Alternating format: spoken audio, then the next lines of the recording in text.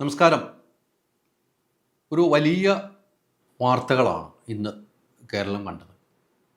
ഇന്നലെ മുതൽ ആ വാർത്ത പ്രചരിക്കുന്നുണ്ട്. ആ വാർത്തയ്ക്കൊരു കൃത്യതയോടുകൂടി മറുപടിയുമായാണ് റിപ്പോർട്ടർ TV MD ആൻഡോ അഗസ്റ്റിൻ രംഗത്ത് വന്നത്. ഫുട്ബോളിൻ്റെ ഇതിഹാസം എന്നറിയപ്പെടുന്ന മെസ്സി അടക്കമുള്ള അർജൻറ്റീന ടീം കേരളത്തിലേക്ക് വരില്ല എന്ന രീതിയിൽ പ്രചരിക്കുന്ന വാർത്തകൾ കൃത്യമായി മറുപടിയുമായാണ് ഇദ്ദേഹം വന്നിരിക്കുന്നത്. നമുക്കറിയാം, മെസ്സി വരുന്നതുമായി ബന്ധപ്പെട്ട് കുറേ നാളുകളായി വലിയ വിവാദങ്ങൾ. ഇതിനു മുമ്പ് മെസ്സി വരില്ല, അവർക്ക് പണം അടച്ചിട്ടില്ല എന്നൊക്കെയാണ് വന്നിരുന്നത്. ഇത് ക്ലിയർ ചെയ്യുകയും 130 കോടി രൂപ നൽകിയിട്ടുണ്ടെന്നും എന്ന് ആൻഡോ അഗസ്റ്റിൻ പറയുകയുണ്ടായി.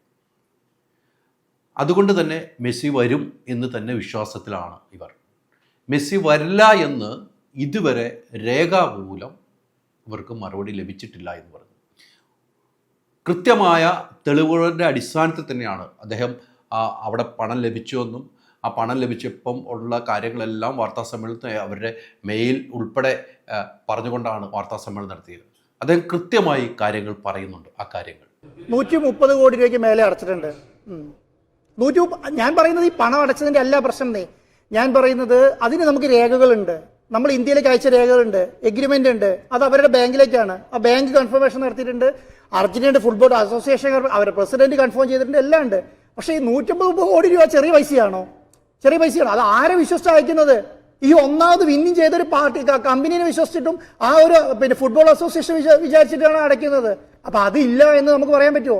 അവർ വാങ്ങിയിട്ടുണ്ട്. അത് വാങ്ങിയവർ കൺഫേം ചെയ്തിട്ടുണ്ട്. എന്തുകൊണ്ട് വരുന്നില്ല എന്ന് ചോദിച്ചാൽ, ഞാൻ നേരത്തെ പറഞ്ഞതിനാണ് ഈ കാര്യം. കേരളത്തിൽ ഇന്ത്യയിലെ പൊട്ടൻഷ്യൽ അവർ മനസ്സിലാക്കി. ഇന്ത്യയിൽ നിന്നും നല്ല രീതിയിൽ കോൾ അവിടേക്ക് ചെല്ലുന്നുണ്ട്. ഞങ്ങളുടെ കമ്പനിക്ക് സ്പോൺസർഷിപ്പ് ആവാൻ പറ്റുമോ? ഞങ്ങളുടെ കമ്പനിക്ക് സ്പോൺസർഷിപ്പ് ആവാൻ പറ്റുമോ? ചെറിയ ഏജൻസികൾ അവരെ ബന്ധപ്പെടുന്നുണ്ട്, വലിയ ഏജൻസികൾ അവരെ ബന്ധപ്പെടുന്നുണ്ട്. ഇന്ത്യയിലെയും ഇന്ത്യക്ക് പുറത്തുള്ള GCC കൺട്രീസിലുള്ള മെയിൻ സ്പോൺസർ കമ്പനികൾ അവരെ ബന്ധപ്പെടുന്നുണ്ട്. ഇവരെയൊക്കെ ബന്ധപ്പെട്ട് അവരെ വിളിച്ചിട്ട് 100-150 കോടിക്ക് ഓഫർ ചെയ്യുന്നുണ്ടാവും. ഇപ്പം അതാണ് ചെയ്തുകൊണ്ടിരിക്കുന്നത്. അപ്പോൾ ഇവര് കേരളത്തെ ഒരു സൈഡ് ലൈൻ ചെയ്തിട്ട് ഈ സംവിധാനമായി മുന്നോട്ട് പോകാൻ കഴിയില്ല. ഞാൻ പറയുന്നത്, ഇനി അങ്ങനെ ഉണ്ടെങ്കിൽ തന്നെ നമ്മളോട് പറയണ്ടേ, നമുക്കിതിനൊരു ധാരണ വേണം. നിങ്ങളുടെ കഴിഞ്ഞിട്ട് ഞങ്ങൾ ഈ 2-3 സൈൻ ചെയ്ത് മര്യാദയാണ്, നമുക്കത് അംഗീകരിക്കാം. അവർക്ക് പൈസ ഉണ്ടാക്കുന്നത് നമുക്ക് തെറ്റൊന്നുമില്ല. നമ്മളെ സംബന്ധിച്ചിടത്തോളം അവർ പൈസ ഉണ്ടാക്കുന്നത് നമുക്ക് എന്താ ബുദ്ധിമുട്ട്? അവർ കഷ്ടപ്പെട്ട് ജയിച്ചു വന്ന ടീമാണ്, അവരുണ്ടാക്കിക്കോട്ടെ. പക്ഷെ നമ്മളെ സംബന്ധിച്ചിടത്തോളം നമ്മളോട് ഇന്റിമേറ്റ് ചെയ്തിട്ട് വേണ്ട ഇത് ചെയ്യാൻ വേണ്ടിയിട്ട്. അല്ലെങ്കിൽ അത് കരാറിലെങ്ങനെ അല്ലേ?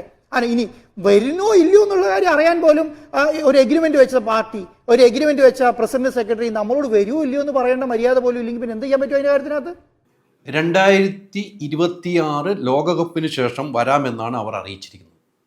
ലോകകപ്പിന് മുമ്പ് വരണമെന്നാണ് ഇവരാവശ്യപ്പെട്ടിരിക്കുന്നത്, റിപ്പോർട്ടർ TV ആവശ്യപ്പെട്ടിരിക്കുന്നത്. കേരള സർക്കാരും ആ ആവശ്യമാണ് മുന്നോട്ട് വെച്ചതെന്നാണ് അദ്ദേഹം പറയുന്നത്. അവിടെ ഏറ്റവും നമ്മൾ എടുത്തു കാണേണ്ടത് 2026 ലോകകപ്പിന് ശേഷം വരാമെന്നാണ് അവർ അറിയിച്ചത്. അതിനോട് യോജിപ്പില്ല. മെസ്സിയും സംഘവും വരികയാണെങ്കിൽ ഈ വർഷം തന്നെ വരണം. അതേസമയം ഒക്ടോബർ-നവംബർ മാസത്തിൽ വരാൻ കഴിയില്ലെന്ന് ഔദ്യോഗികമായി അറിയിപ്പ് ലഭിച്ചിട്ടുമില്ല എന്നാണ് ആൻഡോ അഗസ്റ്റിൻ പറയുന്നത്. അങ്ങനെ ഒരു അറിയിപ്പ് ലഭിച്ചിട്ടില്ല. നിയമത്തിന് അനുസരിച്ച് മാത്രമേ മുന്നോട്ട് പോകാൻ കഴിയൂ, ഇദ്ദേഹം വ്യക്തമാക്കുന്നു. അതോടൊപ്പം പണം വാങ്ങി വരാൻ കഴിയില്ലെന്ന് പറയുന്നത് ചീറ്റിംഗ് ആണ്.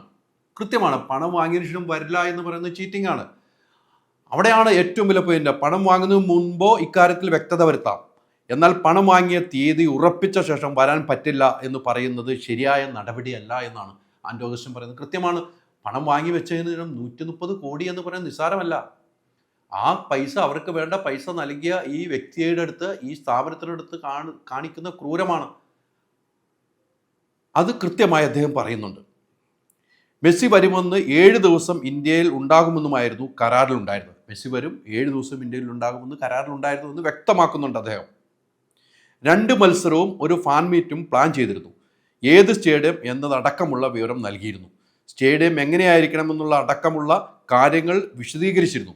ലോകത്തെ ഏറ്റവും വലിയ ഇവൻ്റായി മാറ്റാനാണ് തീരുമാനിച്ചത്.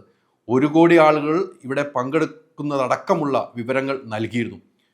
FIFA വേൾഡ് കപ്പ് മോഡൽ ഉദ്ഘാടനമായിരുന്നു പ്ലാൻ ചെയ്തിരുന്നത്. എന്ത് രസമായിരുന്നു അല്ലേ കേരളത്തിൽ നമുക്ക് കാണാൻ കഴിയുന്നത്. ഇവിടെ വിവാദങ്ങൾ ഉണ്ടാക്കുമ്പോൾ ഒരു കാര്യം ശ്രദ്ധിക്കുക. ഇദ്ദേഹം പറയുന്നത് എന്തെങ്കിലും ക്ലാരിറ്റി ഇല്ലായ്മ ഉണ്ടായിരുന്നു എന്ന് എനിക്ക് തോന്നിയില്ല വാർത്താ സമ്മേളനത്തിൽ. അദ്ദേഹം പറഞ്ഞ കുറേ വാക്കുകൾ പ്രഷർ ഒന്നും കൂടെ കേൾക്കും. ഫുൾ വീഡിയോ നമ്മളുണ്ടെങ്കിലും അദ്ദേഹം പറഞ്ഞ കുറച്ച് കാര്യങ്ങൾ ഒന്ന് കേട്ട് നോക്കാം. നമ്മളെല്ലാം പൂർത്തീകരിച്ച് വെച്ചിരിക്കുകയാണ്. നമ്മളെ സംബന്ധിച്ചിടത്തോളം എല്ലാ പ്രൊസീജിയറും പൂർത്തീകരിച്ചിരിക്കുക. ആകെയുള്ള പ്രശ്നം എന്ന് പറയുന്നത് സ്റ്റേഡിയത്തിനുമായി ബന്ധപ്പെട്ട കാര്യങ്ങളാണ്. സ്റ്റേഡിയം 45 ദിവസം കൊണ്ട് ചെയ്യാനുള്ള മുഴുവൻ കാര്യങ്ങൾ ചെയ്തു വെച്ചിട്ടുണ്ട്. തിരുവനന്തപുരം സ്റ്റേഡിയം അവരെ അറിയിച്ചിട്ടുണ്ട്. ഗ്രീൻഫീൽഡ് തിരുവനന്തപുരം ഗ്രീൻഫീൽഡ് സ്റ്റേഡിയം അവരെ അറിയിച്ചിട്ടുണ്ട്. അവരത് എഗ്രീ ചെയ്തിട്ടുണ്ട്. ആദ്യത്തെ ഒരു പ്രശ്നം എന്ന് പറയുന്നത് സ്റ്റേഡിയം പറ്റൂല എന്നുള്ള നിലയ്ക്കുണ്ടായിരുന്നു. ഏത് സ്റ്റേഡിയത്തിൽ കളിക്കും എന്നുള്ളത് ചോദിച്ചതിന്റെ പ്രശ്നം ഉണ്ടായിരുന്നു. ഇപ്പോഴത്തെ സിറ്റുവേഷനിൽ അങ്ങനെ പ്രശ്നമില്ല. അവർ എഗ്രീ ചെയ്തിട്ടുണ്ട്. സ്റ്റേഡിയം എഗ്രി ചെയ്തിട്ടുണ്ട്. അത് മാത്രമല്ല, ഈ ഫിഫ വേൾഡ് കപ്പുമായി ബന്ധപ്പെട്ട കാര്യങ്ങൾ കളിക്കുന്നതിന് വേണ്ട അത് സജ്ജീകരണം ഒരുക്കുന്ന ടീമുമായിട്ട് ഏജൻസിയുമായിട്ട് ഡിസ്കസ് ചെയ്യും. അവരുമായിട്ട് നമ്മൾ ഫൈനലൈസ് ചെയ്ത് വെച്ചിട്ടുണ്ട്. ഇത് 45 ദിവസം കൊണ്ട് കംപ്ലീറ്റ് ചെയ്ത് തരാമെന്നുള്ള കാര്യം. അത് ഇവർക്ക് കൺസേൺ ഉണ്ട്. അത് ഈ ഫിഫയുടെ കൺസേണോട് കൂടി തന്നെ ഏൽപ്പിച്ച ഏജൻസിയാണ്. അപ്പൊ അതും ചെയ്തിട്ടുണ്ട്. 5 അഡീഷണൽ ടീമുകളെ അറിയിക്കണം എന്ന് പറഞ്ഞിട്ടുണ്ട് ഫിഫേനെ. ഇവരുമായിട്ട് മാച്ച് കളിക്കുന്ന അഡീഷണൽ 5 ടീമിനെ അതും ഇവരെ അറിയിച്ചിട്ടുണ്ട്. മനസ്സിലായി? അതും ഇവർ 45 ദിവസത്തിനുള്ളിൽ പറയുകയാണെങ്കിൽ കൊണ്ടുവരാൻ വേണ്ടിയുള്ള നടപടി സ്വീകരിച്ചു വെച്ചിട്ടുണ്ട് ഈ ടീമുമായിട്ട്. ഈ ടീമിനും പൈസ കൊടുത്തു ഈ കാര്യങ്ങൾ മുഴുവൻ ചെയ്യട്ടെ. ഇതൊക്കെ നമ്മൾ ചെയ്തതിന് ശേഷം പറയുകയാണ് ഞാൻ പറയുന്നത് അവരതിന് അവരൊരു കളിയിൽ ഞാൻ മറ്റുള്ള രാജ്യങ്ങളുമായിട്ട് ഡിസ്കസ് ചെയ്യുമ്പോൾ മനസ്സിലായ ഒരു കാര്യം, നമ്മൾ വിചാരിച്ചിരുന്നത് ഇതൊരു വലിയ ലോകകപ്പ് നേടിയ രാജ്യമാണ്, ലോകകപ്പ് നേടിയ കമ്പനിയാണ്, ഇവർ എല്ലാ കാര്യങ്ങളുമായിട്ട് വൃത്തിയായിട്ട് കൈകാര്യം ചെയ്യും എന്നുള്ളതായിരുന്നു വിചാരിച്ചിരുന്നത്. പക്ഷെ ഞാൻ വിചാരിക്കുന്നത് ഇവർ എല്ലാ ലാഘവത്തോടു കൂടിയാണ് കാണുന്നത്. വളരെ ലാഘവത്തോടു കൂടിയാണ്. ചൈനയായിട്ട് പോയി ഡിസ്കസ് ചെയ്യുന്നു, അവരുടെ കാര്യങ്ങൾ ഇടുന്നു, അത് ഇടയ്ക്ക് അങ്ങ് ഇടുന്നു. അത് കഴിഞ്ഞ് അങ്കോളയായിട്ട് ഡിസ്കസ് ചെയ്യുന്നു, അവിടെ പോകുന്നു, അവിടെ അങ്ങോട്ട് ഇടുന്നു. അത് കഴിഞ്ഞിട്ട് സ്പോൺസർമാരുമായിട്ട് സൈൻ ചെയ്യുന്നു, സ്പോൺസർമാർ പൈസ മേടിക്കുന്നു. അത് കഴിഞ്ഞിട്ട് പിന്നെ വിളിച്ചിട്ട് ഫോൺ എടുക്കും, നിങ്ങൾ ഇട്ടോ പൊടുത്തോ ചെയ്തോ എന്നൊക്കെയാണ് പറയുന്നത്. AFന്റെ സാധനം യൂസ് ചെയ്തോ. ഇവിടെ മറ്റൊരു പ്രധാനപ്പെട്ട കാര്യം അദ്ദേഹം പറയുന്നത്, ഇന്ത്യയിൽ നിന്നും ഒരുപാട് കോളുകൾ സ്പോൺസർഷിപ്പ് ചോദിച്ച് അർജന്റീന ഫുട്ബോൾ അസോസിയേഷനിലേക്ക് ചെല്ലുന്നുണ്ട്. അതുകൊണ്ടായിരിക്കാം ഇത്രയും വൈകുന്നത്. അത് പ്രധാനപ്പെട്ട കാര്യമാണ്. ഇപ്പം മെസ്സിയെ കൊണ്ടുവരാൻ വേണ്ടി ഇതിനു മുമ്പ് കേരള സർക്കാരുമായി ബന്ധപ്പെട്ട് പല ഇവൻ്റ് ആൾക്കാരും വന്നിരുന്നു. പക്ഷേ ഒന്നും നടക്കാവുന്നപ്പോഴാണ് റിപ്പോർട്ട് ടി വിയുമായിട്ട് സഹകരിച്ച് റിപ്പോർട്ട് ടി വി ചെയ്യാമെന്ന് കൈകോർത്തതും.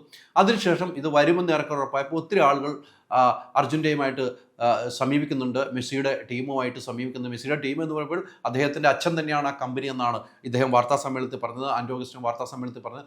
അപ്പോൾ സമീപിക്കും, അതാണ് അവർക്ക് ലാഭമെന്ന് തോന്നുന്നു. മറ്റൊരു പ്രധാനപ്പെട്ട കാര്യം പറയുന്നുണ്ട്, ഇന്ത്യയിൽ ഇപ്പോൾ വേറെ വാർത്ത പ്രചരിക്കുന്നു, ഡൽഹിയിൽ വരുന്നുണ്ട്, മറ്റു സ്ഥലങ്ങളിൽ വരുന്നുണ്ടൊക്കെ വാർത്തകൾ പ്രചരിക്കുന്നു, ചില ചാനലുകാർ പത്രങ്ങളൊക്കെ ആഘോഷിക്കുന്നുണ്ട്. അതിൽ കൃത്യമായി അദ്ദേഹം പറയുന്നത് ഇവിടുത്തെ കരാർ റിപ്പോർട്ടർ ടി വിയുമായി വെച്ചിരിക്കുന്ന കരാർ ലംഘനമായിരിക്കും അത്. അതുകൊണ്ട് മെസ്സി ഇന്ത്യയിൽ ഒരു സ്ഥലത്തേക്കും വരാൻ കഴിയില്ല. ഈ കരാർ ലംഘിച്ചുകൊണ്ട് വരാൻ കഴിയില്ലല്ലോ. അത് കൃത്യമായ കാര്യമാണ്. ഒരു കരാർ ഉണ്ടാക്കിയിട്ട് ഇത്രയും വലിയ ഒരു ടീം മെസ്സിയെ പോലുള്ള ഒരാൾ ഒരു കരാർ വെച്ചിട്ട് ആ കരാറിൽ നിന്ന് പിന്മാറി എന്ന് പോലും പറയാതെ ഇങ്ങനെ വാർത്തകൾ പ്രചരിപ്പിക്കുമ്പോഴാണ് അദ്ദേഹത്തിൻ്റെ കാര്യങ്ങൾ വ്യക്തമാക്കുന്നതിന് വേണ്ടി ഈ വാർത്താ സമ്മേളനം നടത്തിയത്. മറ്റൊരു കാര്യം, പ്രധാനപ്പെട്ട കാര്യം ഞാൻ പറഞ്ഞു, മാധ്യമങ്ങൾ കൊടുക്കുന്നത്, അതുമായി ബന്ധപ്പെട്ട് അദ്ദേഹം പറയുന്നുണ്ട്, മാധ്യമങ്ങൾ അർജന്റീന വരില്ല എന്ന് പറഞ്ഞുകൊണ്ട് തെറ്റായ രീതിയിൽ വാർത്ത നൽകുകയാണ്. വരില്ല എന്ന് AFA പറഞ്ഞതായി ഒരു സ്ഥലത്തുമില്ല. തെറ്റായ വാർത്ത നൽകുന്നത് കേരളത്തിലെ ആരാധകരെ സംശയത്തിലാക്കരുത്. കൃത്യമാണ്. എല്ലാ ആരാധകരും, മെസ്സിയുടെ ആരാധകരാണ് കേരളത്തിൽ കൂടുതലും. എല്ലാ ആരാധകരും കാത്തിരിക്കുകയാണ്.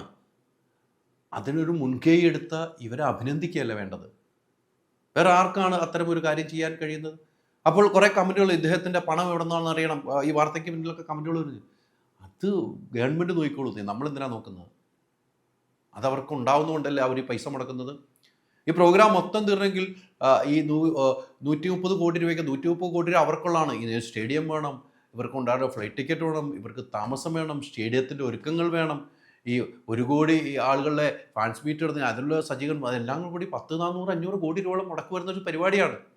അതൊരു ചാനൽ ഏറ്റെടുക്കുമ്പോൾ, റേറ്റിംഗിൽ 1ാം സ്ഥാനത്തേക്കുന്ന ചാനൽ പെട്ടെന്ന് കയറി ഏറ്റെടുക്കുമ്പോൾ ഉണ്ടാകുന്ന പ്രശ്നങ്ങളാണ് ഇവിടെ കാണുന്നത്. ഞാൻ വ്യക്തിപരമായിട്ട് ചോദിക്കുന്നത്, നിങ്ങളുടെ ഈ യുദ്ധം അവസാനിപ്പിച്ച് മെസ്സിയെ കൊണ്ടുവരാനുള്ള നടപടിയിലേക്ക് അങ്ങനെ ഒരാൾ മുൻകൈ എടുത്തെങ്കിൽ അഭിനന്ദിക്കുന്നതിന് പകരം, എൻ്റെ പേഴ്സണൽ അഭിപ്രായമാണ്, ഞാനൊരു മെസ്സി ആരാധകനാണ്, ഞാൻ അദ്ദേഹത്തെ കാണാൻ ആഗ്രഹിച്ചിരിക്കുന്ന വ്യക്തിയാണ്, എന്നെപ്പോലെ എത്രയോ ആളുകൾ ആഗ്രഹിച്ചിരിപ്പുണ്ട്.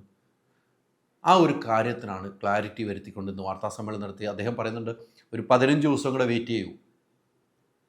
ഒക്ടോബറിലാണ് കളി നടക്കുന്ന, 2 മാസം മുമ്പ് ഇതിൻ്റെ ഒരുക്കങ്ങൾ വേണം. അപ്പോൾ ഒരു 15 ദിവസം കൂടെ നമ്മൾ കാത്തിരിക്കുക. 15 ദിവസം കൊണ്ട് ഈ സംഭവത്തിന് തീരുമാനമുണ്ടെങ്കിൽ നിയമപരമായി പോരാടുമെന്ന് തന്നെയാണ് പറയുന്നത്. നിയമപരമായി പോരാടാൻ പറ്റും. അപ്പോൾ ഞാൻ എൻ്റെ പ്രസക്തമായ ചോദ്യം, ഒരു 2 രാജ്യങ്ങൾ തമ്മിലുള്ള വിഷയമാണ് എന്ന് ഞാൻ എടുത്തു ചോദിച്ചു.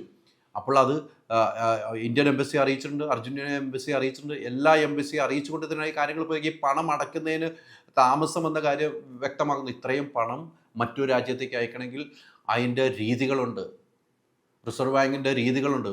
ഈ കാര്യങ്ങളെല്ലാം നടപ്പിലാക്കിയാണ് ഈ പൈസ അടച്ചതെന്ന് അതിൻ്റെ റെസിപ്റ്റ്, ആ പൈസ കിട്ടിയതിനെതിരെ മെയിലും വന്നിരിക്കുന്നു. ഇത്രയും നാളും കാത്തിരുന്നതിൽ ക്ഷമ ചോദിക്കുന്നു എന്ന് ആ മെയിലിൽ പറഞ്ഞിട്ടുണ്ടെന്ന് അദ്ദേഹം അവിടെ വായിക്കുകയുണ്ടായി. ഇതിൻ്റെ ഏറ്റവും പ്രധാനപ്പെട്ട കാര്യം തിരുവനന്തപുരത്താണ് സ്റ്റേഡിയം എന്ന് പറയുന്നത്. തിരുവനന്തപുരത്താണ് സ്റ്റേഡിയം ഉള്ള. ആ സ്റ്റേഡിയത്തിൽ നടത്താനാണ് തീരുമാനിച്ചിരിക്കുന്നത്. ആ സ്റ്റേഡിയത്തിൽ തന്നെ നടത്തുമെന്നും അദ്ദേഹം പറയുന്നുണ്ട്. തിരുവനന്തപുരം ഗ്രീൻ ഫീൽഡ് സ്റ്റേഡിയത്തിലാണ് പരിപാടി നടത്താൻ ഉദ്ദേശിക്കുന്നത്. അത് ഫുട്ബോൾ നടത്താൻ തീരുമാനിച്ചിരുന്നത്. അത് ഗംഭീരമായിട്ട് നടത്തണമെന്നുള്ള ആഗ്രഹമാണ് ഇദ്ദേഹം മുന്നോട്ട് വെച്ചത്. അത് നമ്മൾ കാണണം. നമുക്കറിയാം കേരളത്തിൽ ഏറ്റവും കൂടുതൽ ഫാൻസുള്ള, ഫുട്ബോളിൽ ഏറ്റവും കൂടുതൽ ഫാൻസുണ്ട് അർജൻറ്റീനയ്ക്കാണ്, അത് മെസ്സിക്കാണ്. വ്യക്തിപരമായിട്ട് വേണമെങ്കിൽ ഇദ്ദേഹം എടുത്തുകൊണ്ട് വ്യക്തിപരമായിട്ട് ഒരാളെ കൊണ്ടുവരാം. മെസ്സിയെ കൊണ്ടുവരെങ്കിൽ 10 കോടി രൂപ മുടക്കിയാൽ ഈസി ആയിട്ട് കൊണ്ടുവരാം. അദ്ദേഹം കൊണ്ടുവന്നത് വേറൊരു കാര്യം പറഞ്ഞു, അദ്ദേഹം ഒരു ടീഷർട്ട് സൈൻ ചെയ്ത് കൊടുക്കുന്നതിനും ആ ഒരു കൂടെ നിന്നൊരു ഫോട്ടോ എടുക്കുന്നതിനും അദ്ദേഹം മേടിക്കുന്നത് 1.5 കോടി രൂപയാണ്, 1.5-2 കോടി രൂപയാണ്. അങ്ങനെ വേണ്ടി ഇദ്ദേഹത്തിന് കൊണ്ടുവരാം ഒറ്റയ്ക്ക്. പക്ഷെ അദ്ദേഹം പറയുന്നത് ഒരു മത്സരമാണ് വേണ്ടത്. ഈ ടീമും മറ്റൊരു ടീമുമായിട്ടൊരു മത്സരം കാഴ്ചവെക്കണം. 7 ദിവസം ഇവിടെ ഉണ്ടാകുമെന്നുള്ള കരാറ് ഉള്ളപ്പോൾ ടീം വരില്ല എന്നുള്ള വാർത്ത ഇവർക്ക് എവിടെ നിന്ന് കിട്ടി എന്നുള്ള ചോദ്യങ്ങൾ, വാർത്തകൾ കിട്ടുമെന്ന കാര്യത്തിൽ സംശയമില്ല. പക്ഷേ അതിൽ ക്ലാരിറ്റി വരുത്തിക്കൊണ്ടുള്ള വാർത്താ സമ്മേളനം നടത്തിയത് ഇദ്ദേഹത്തിൻ്റെ ദീർഘവീക്ഷണമാണ് ഞാൻ അഭിനന്ദിച്ച. കാരണം എങ്ങനെയാണ് 1 കോടി രൂപയുടെ 1 കോടി ആളുകളുടെ ഫാൻസ് മീറ്റ് എന്ന് പറഞ്ഞു അദ്ദേഹം ഒരു വീഡിയോ ചെയ്തിരുന്നു, അതവിടെ പ്രസൻറ്റ് ചെയ്തിരുന്നു. ആ വീഡിയോ കണ്ടു കഴിഞ്ഞപ്പോൾ നമുക്കൊക്കെ അത്ഭുതമാണ്. എന്ത് പ്ലാനിങ് ആണ്! ഈ വീഡിയോ ഉൾപ്പെടെ അവർക്ക് കൊടുത്തിട്ടുണ്ട്. ഈ വീഡിയോ ഉൾപ്പെടെ അവർക്ക് കൊടുത്തിട്ടുണ്ട്. ആ വീഡിയോ ഒന്ന് കണ്ടു നോക്കുക. ആ കണ്ടു നോക്കുമ്പോൾ നമ്മളൊക്കെ എഴുന്നേറ്റ് നിന്ന് കൈയടിക്കും. നമുക്ക് കൊതിയാവും. നമുക്ക് എല്ലാവർക്കും കാണാൻ പറ്റുമല്ലോ. മലപ്പുറത്തിലൂടെയാണ് വരുന്നത്. മലപ്പുറമാണല്ലോ ഏറ്റവും വലിയ ഫുട്ബോളിൻ്റെ ആളുകളുള്ള, പ്രേമികളുള്ള ഏറ്റവും കൂടുതൽ. അവരെ കാണാൻ വേണ്ടി റോഡിലൂടെയുള്ള യാത്ര എന്ത് രസകരമായിട്ട് അവർ ചെയ്തിരിക്കുന്നത്. അത് അവരുടെ സ്വപ്ന പദ്ധതിയാണ്. എന്നിട്ട് വന്ന് മലപ്പുറത്തിൻ്റെ എൻഡിലെ വളാഞ്ചേരി വന്ന് പിന്നെ ഹെലികോപ്റ്ററിൽ അങ്ങനെ അദ്ദേഹം യാത്ര ചെയ്ത് ആ ടീം മൊത്തം യാത്ര ചെയ്ത് തിരുവനന്തപുരത്തേക്ക് എത്തുന്ന രീതിയാണ്. ഫുട്ബോളിലെ വിശ്വവിജയികൾ കേരളത്തിന്റെ മണ്ണിലെത്തുന്ന അഭിമാന നിമിഷം. 1 കോടി ജനങ്ങൾ പങ്കെടുക്കുന്ന ലോകത്തിലെ ഏറ്റവും വലിയ ഇവന്റായി ചരിത്രത്തിൽ ഇടം പിടിക്കാൻ പോകുന്ന തയ്യാറെടുപ്പുകൾ. ലോകശ്രദ്ധ നേടുന്ന അന്നേ ദിവസത്തെ മെസ്സിയുടെയും സംഘത്തിന്റെയും യാത്രാ ക്രമീകരണങ്ങൾ ഇപ്രകാരമായിരിക്കും. രാമനാട്ടുകരയിൽ തുടങ്ങുന്ന വാഹന റാലിയിൽ പോലീസ് വാഹനങ്ങൾ, സുരക്ഷാ വാഹനങ്ങൾ, പിന്നാലെ സംഘാടക റിപ്പോർട്ടർ ടീമുമായി സഹകരിക്കുന്ന കമ്പനികളുടെയും സ്പോൺസർമാരുടെയും പ്രചരണ വാഹനങ്ങൾ, കേരള തനിമ വിളിച്ചോതുന്ന നിശ്ചല ദൃശ്യങ്ങൾ. തുടർന്ന് രാഷ്ട്രീയ സാംസ്കാരിക പ്രമുഖരുടെ വാഹനങ്ങൾ, സർക്കാർ വാഹനങ്ങൾ എന്നിവയുടെ നീണ്ട നിര. ലോക ജേതാക്കളായ മെസ്സിയുടെയും സംഘത്തിന്റെയും ഓപ്പൺ ബസ്, പിന്നാലെ സർക്കാർ സെക്യൂരിറ്റി, ഫുട്ബോൾ ടീമുകളുടെ വാഹനങ്ങൾ, പോലീസ് വാഹനങ്ങൾ. ഇത് കണ്ടു കഴിഞ്ഞപ്പം എല്ലാവർക്കും അത്ഭുതം തന്നെയാണ്. കാരണം എന്താണെന്ന് വെച്ചാൽ എനിക്ക് അത്ഭുതമായിരുന്നു. ഞാൻ അവിടെ വെച്ച് തന്നെ അഭിനന്ദിച്ച ഒരാളാണ് വാർത്താ സമ്മേളനത്തിൽ.